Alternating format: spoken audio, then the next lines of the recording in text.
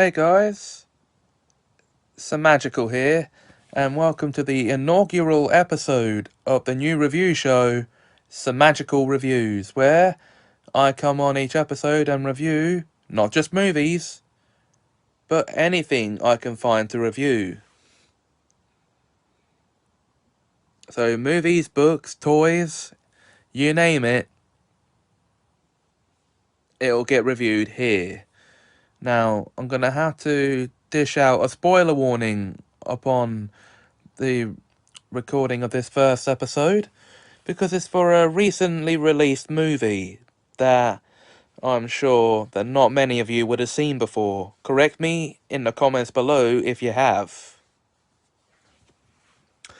Megan, or M3 Gan. What's it about? Well, for those who stayed, you're about to hear what the film's about. It tells the story of a young girl who is adopted by her aunt after her parents die in a car crash, and she introduces her to this lifelike robot girl named Megan, who she forms a close bond with both physically and emotionally. And the robot Megan starts to act as the young girl's protector, defending her off against bullies and stuff. I forgot, Katie is the name of the young girl.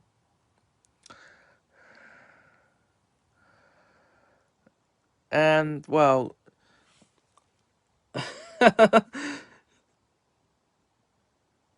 if you like child's play, then you'll like this. It's by director James Wan, who brought us such films as Saw and The Conjuring. And I guess you could say it's his answer to child's play. So, yeah, there you go. No, I only watched it earlier tonight.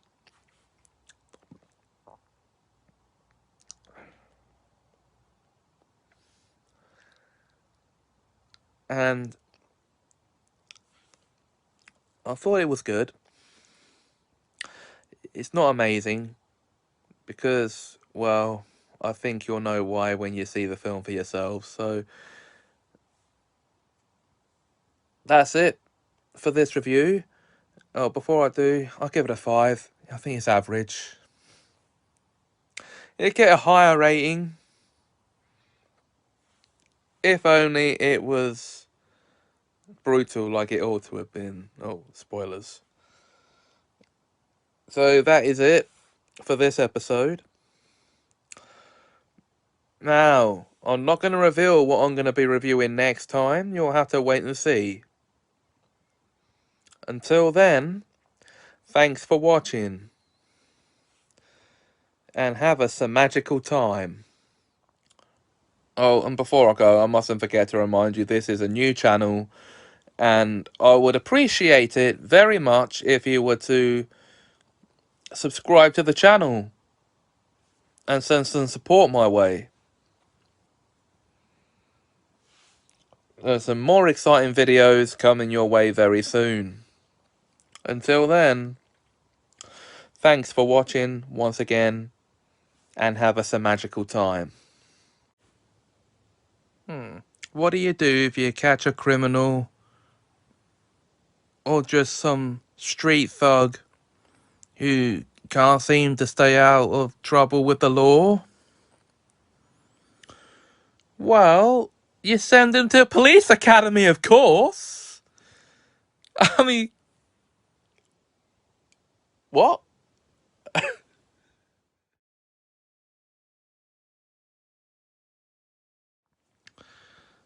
That's right, guys. It's time for the second installment of Semajical Reviews. And as you saw from that little intro, you know what film is up for review this time. A little film called Police Academy. Spoilers for those who haven't seen it yet and who would like to, because we're about to go into the plot of the film.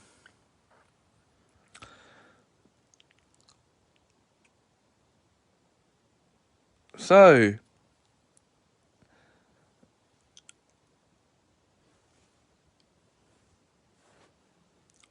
what is Police Academy? Well,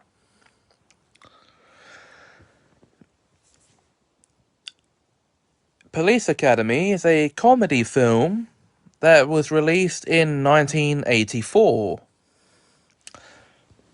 And it tells the story of a group of cadets in a police academy, obviously. Now, my little introductory scene right there actually gives you a hint at our main character, Carrie Mahoney.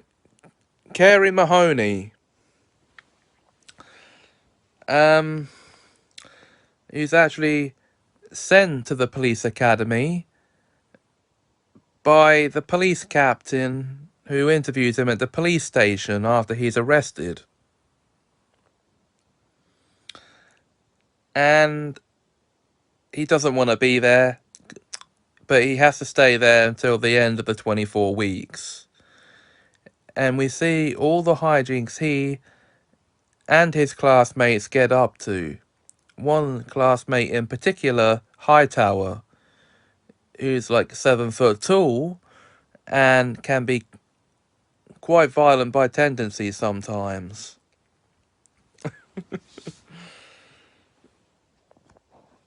And their instructor just doesn't want him in the academy. And, well, this is until something happens. A kerfuffle in the mess hall, if you will. And this gets Mahoney chucked out. He's trying everything he can to get chucked out. But he's reinstated after he saves his instructor's life. So yes, the film ends with the graduation of that graduating class.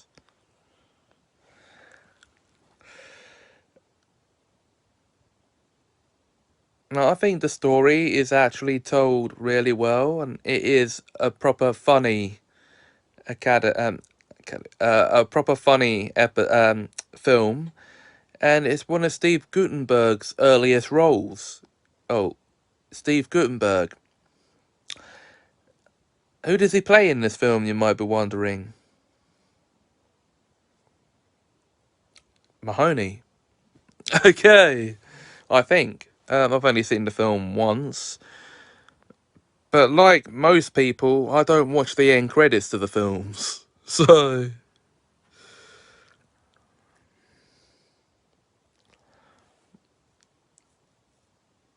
So... Now we get back to the opening jab. What do you do if you catch a street thug throwing his weight around in a public place after their car's been parked on top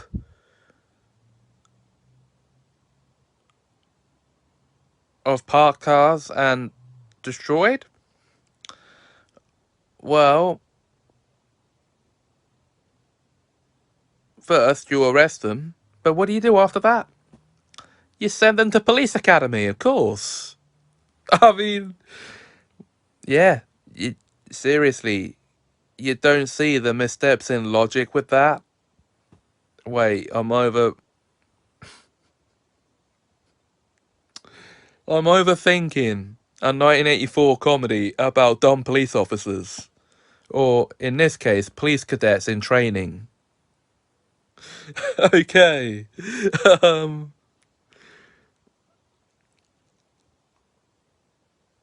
So, what do I think of the film? I thought it was a wacky, very wacky ride in the front and the back of a police car, and a look into how police academy training works in the comedic sense. It's definitely worth a watch if you want to see it for yourselves. I, for one, I'm glad I saw it. And, well, my rating for the film, okay, I'm going to give it 10 police badges out of 10. Okay.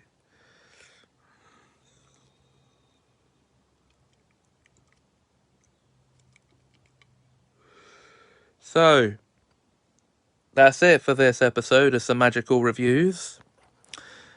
I won't tell you what I'm going to be reviewing next time. You'll have to wait and see. But until then, thanks for watching. If you enjoyed this video, then please don't forget to like, comment, share, and subscribe.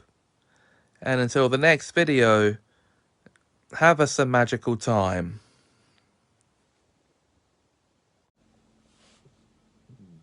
Oh, it's time for another review, is it?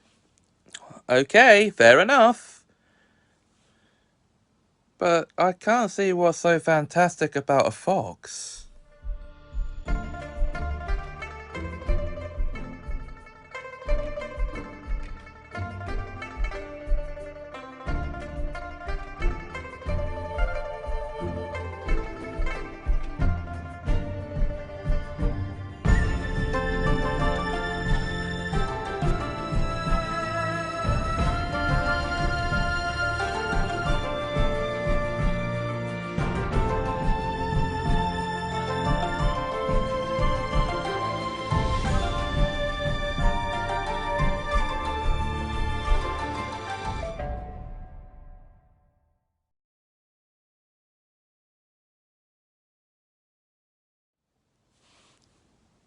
That's right, Fantastic Mr. Fox is the review of this episode. What is Fantastic Mr. Fox? Well, Fantastic Mr. Fox, for a bit of backstory, is a book written by Roald Dahl, and it tells the story of a fox and his family who are trying to outrun a group of hunters, while also the main character tries to steal from the farmers are the hunters. So, that is basically the story of Fantastic Mr. Fox, the book. So, we now jump ahead to 2009, when the animated film was released into cinemas, directed by Wes Anderson. Yes, I'm sure that name would be very familiar to a lot of you.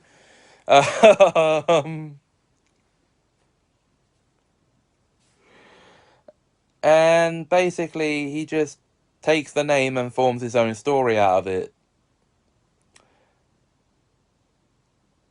So, what is the film about? Well, it's about Mr. Fox, who is, obviously a fox, trying to provide for his family. And he goes around stealing from 3 farms, just like in the book. Only except it goes off in its own direction. Because Wes Anderson likes to make his films his own, even if they are adapted from literary sources, such as the case with this film. I actually, hold on a second. I think I might have, if you'll come with me, I think I might have a copy of the book somewhere.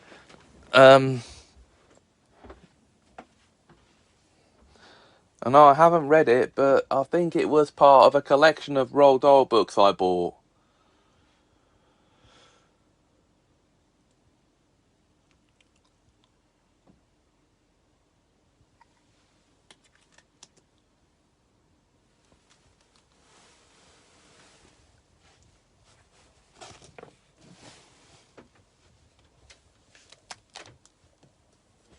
Yeah, not every day you see me getting up and doing this during a review. Let's see, shall we? I might be thinking wrong.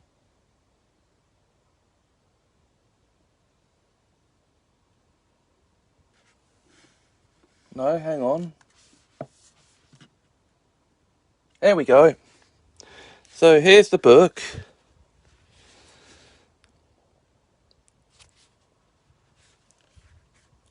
And here's the synopsis of the book. Clever Mr. Fox and his family, with the help of their friend Badger, are eager to outsmart the terrible farmers Boggis, Bunt, and Bean, whose shoes you step into. So, and this is a play based on the book. So basically, the story of that is actually about the farmers who are trying to off Mr. Fox and the animals. The film itself is about Mr. Fox himself trying to outsmart the farmers. So you can see it's two very different perspectives of the story.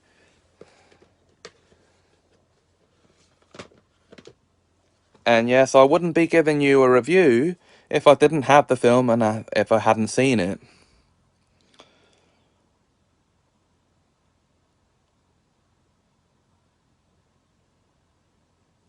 And all the while this is going on, Fox's son, Ash, is just trying to live a normal life. As normal as it can be for a fox, I suppose. I'm not going to oversell it on how it ends, but I'm going to give you my opinion of the film now. It's a very fun film to watch, but if you like the story the way it was originally told, then I wouldn't recommend you see this film.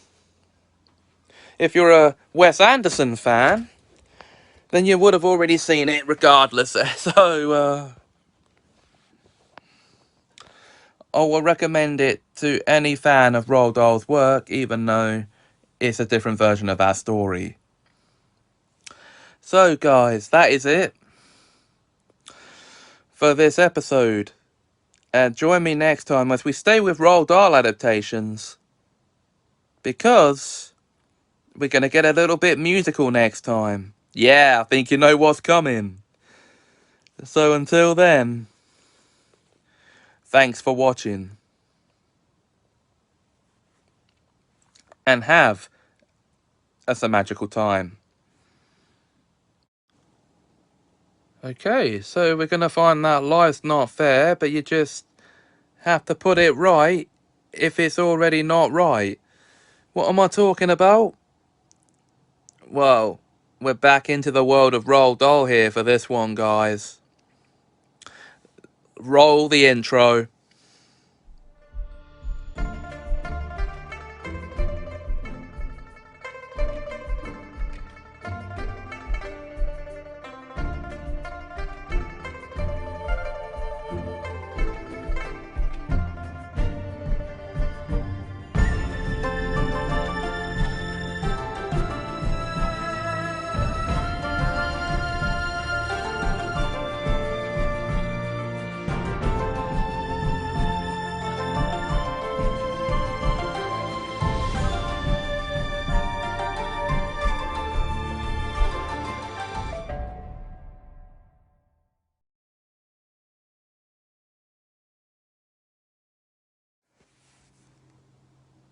That's right. It's Matilda the Musical from 2022. Now, for those who don't know what Matilda is, a bit of backstory. Matilda is a children's novel written by famous author Roald Dahl, and it tells the story of Matilda Wormwood, a young girl who's living quite the cruel childhood, and that's with parents and adults around her who don't care for her, apart from the librarian, Miss Phelps, and her teacher, Miss Honey. Yeah, so she enrolls at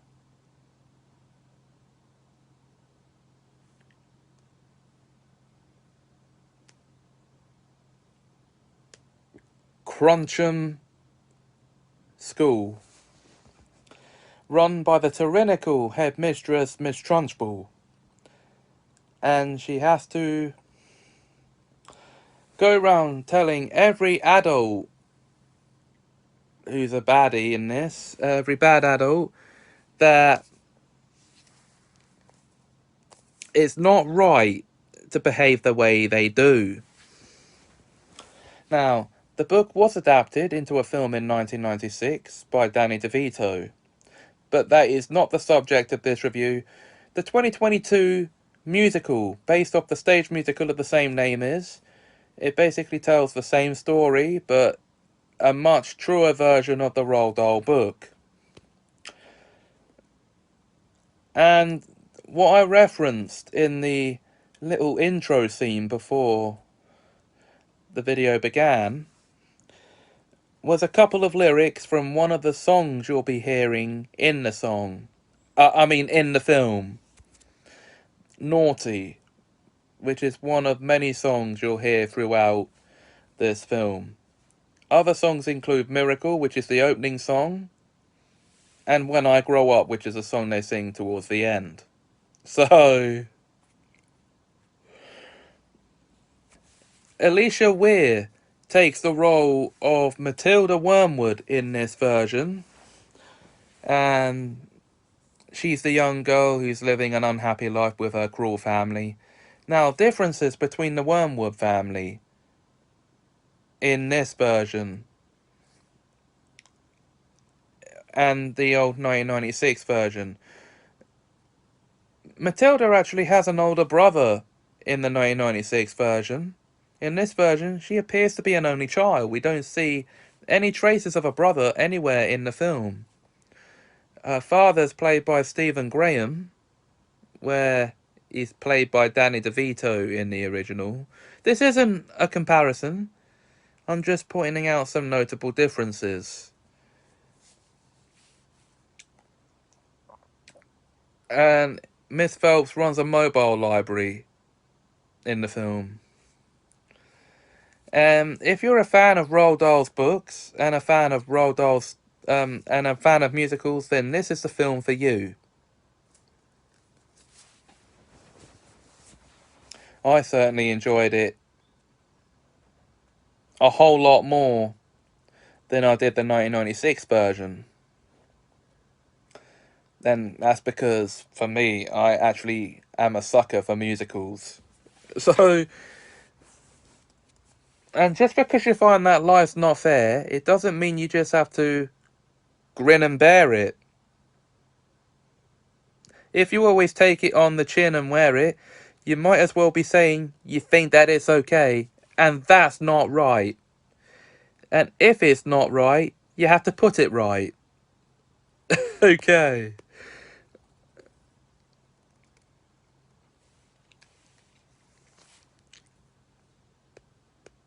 And yes, this whole film is about a young girl who even goes off to a school, who lives with cruel parents, goes off to a school run by a cruel head teacher, and has to constantly tell the adults around her, who are bad, that is, by the way, in case you didn't get it before, that it's not right to do what they do.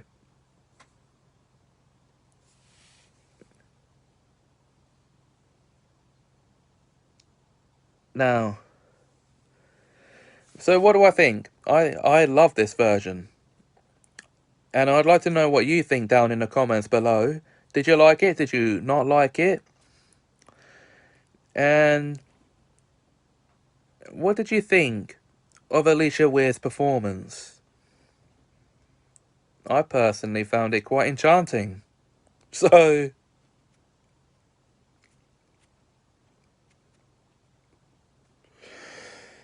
anyway, that's it for this review. I hope you enjoyed it.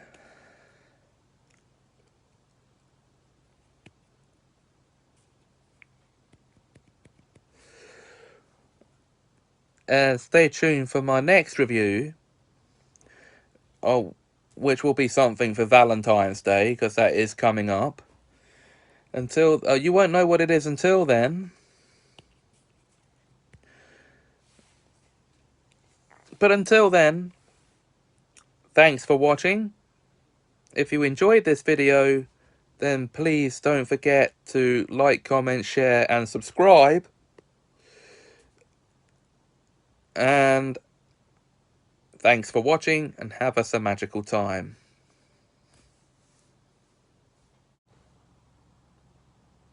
Happy Valentine's Day, guys, and it's time for a very special Semajical review. Here we go.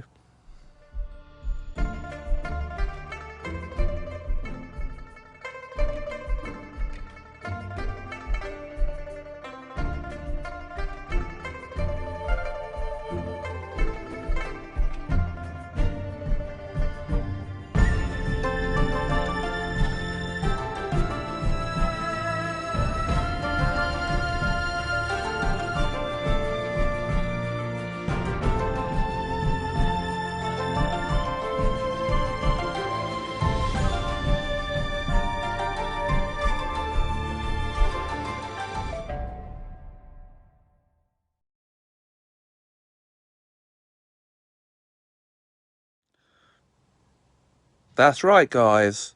It's my first review of an episode of a TV show. A children's TV show, to be exact. Power Rangers Time Force. The 9th season of Power Rangers overall. And the show's 400th episode, to be exact. Lovestruck Rangers. And why have I decided this should be a Valentine's special? Well, listen to the plot, which I'm about to tell you, and you'll see why. Friction is caused among the male members of the Time Force team for the simple reason of them all becoming attracted to the same girl.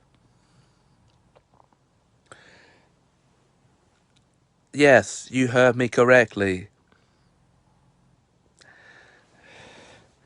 And it's for different reasons. So, the male members of the Time Force team are Lovestruck. And seeing as the holiday here that we're now in is all about a celebration of love, I thought this would be the perfect candidate for the review. And this episode is also part of a Power Rangers season that is actually the favourite of some people, myself included. So yeah.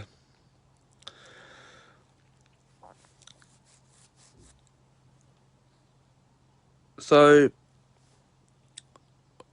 what do I what do I think of this episode? Well, I think it's a good episode. I mean, it's a good episode of one of the best Power Rangers seasons outside of Mighty Morphin. And for a 400th episode overall for the franchise, yeah, okay, I'll admit it, it's a bit cheesy, but then it's Power Rangers, you expect it to be, but you know.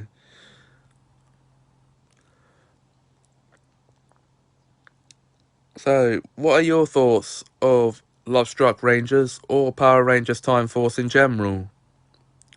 Let me know in the comments below. My rating for the film, I'm going to have to give it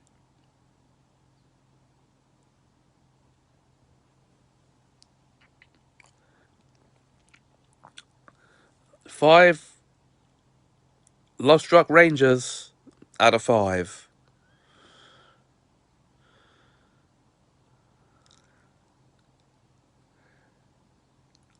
That means I've just contradicted what I said about it being a good episode, and I'm saying it's a perfect one. Okay. Whoops.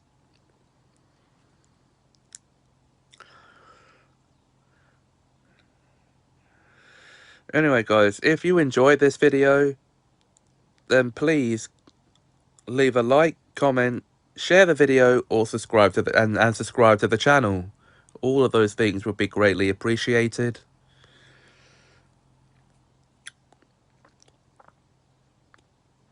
And happy Valentine's Day, and until next time, have a magical time.